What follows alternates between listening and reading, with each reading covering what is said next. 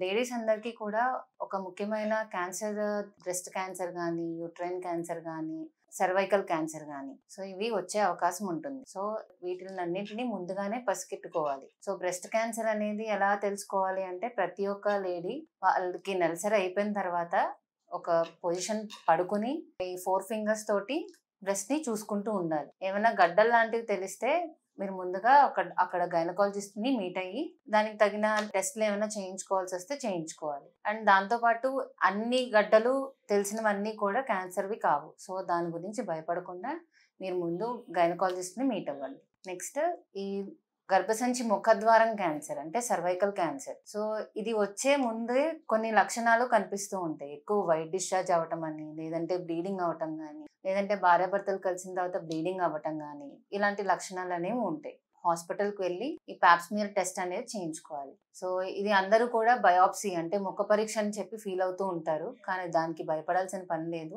ఇది ముఖ పరీక్ష కాదు, జస్ట్ పాప్స్మియర్ అనేది ఒక స్కిన్ మీద ఇలా అంటే ఒక లేయర్ ఎలా సెల్స్ తీస్తామో అలా తీస్తారు. దానివల్ల బ్లీడింగ్ కానీ అలాంటివి ఏమీ ఉండవు, పెయిన్ కానీ ఏమీ ఉండవు. సో దాని గురించి భయపడక్కర్లేదు. జస్ట్ చిన్న ప్రొసీజర్ అంతే అది. సో పాప్స్మియర్ అనేది మెయిన్ ఏ ఏజ్ గ్రూప్ వాళ్ళకి చేయించుకోవాలి. ఆ లేడీ 21 ఇయర్స్ దగ్గర నుంచి 65 ఇయర్స్ ఏజ్ వరకు కూడా ఉన్న లేడీస్ అందరూ కూడా ఈ పాప్స్మియర్ టెస్ట్ అనేది చేయించుకోవాలి. సో క్యాన్సర్ ఉందా లేదా అని ముందుగా కొన్ని లక్షణాలు కనిపిస్తూ ఉంటాయి. సో ఆ టెస్ట్ చేయించుకున్నప్పుడు మనకి ఆ లక్షణాలు ఉన్నాయా లేదా అని చెప్పి దాని ద్వారా ఆ ట్రీట్మెంట్ అనేది తీసుకోవచ్చు. సో దీన్ని ఎలా ఆపాలి అంటే, దీనికి ముఖ్య కారణం హెచ్పివి వైరస్ అనే ఇన్ఫెక్షన్ వల్ల.